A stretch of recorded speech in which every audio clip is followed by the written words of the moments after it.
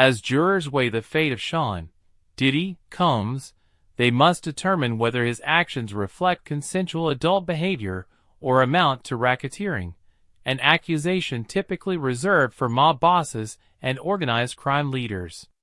The case hinges on whether Combs led a criminal enterprise that committed multiple offenses, including sex trafficking, bribery, and obstruction of justice. For prosecutors, the Racketeer Influenced and Corrupt Organizations Act, RICO, is the perfect tool. Created in 1970 to dismantle mafia families, it has since been used against street gangs, corrupt politicians, hackers, white supremacists, and now, high-profile entertainers. Legal experts say it's popular with prosecutors because it casts a wide net. If someone is tied to a criminal group and committed at least 2 crimes connected to that group's goals, they can face steep penalties, even life in prison. In this case, prosecutors claim Combs used his empire, including bad boy records, as a front to fulfill his desires, protect his image, and silence accusers.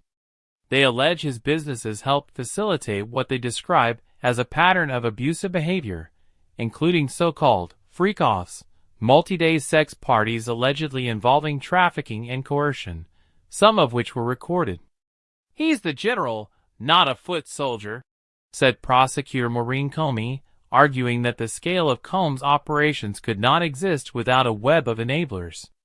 Christy Slavic, another prosecutor, added, "It's his kingdom. Everyone was there to serve him."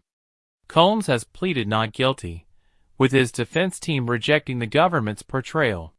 His attorneys insist all encounters were consensual, and that prosecutors are overreaching with the RICO statute. "You'll see a very flawed individual," said attorney Tinny Garagos, "but you won't see a racketeer."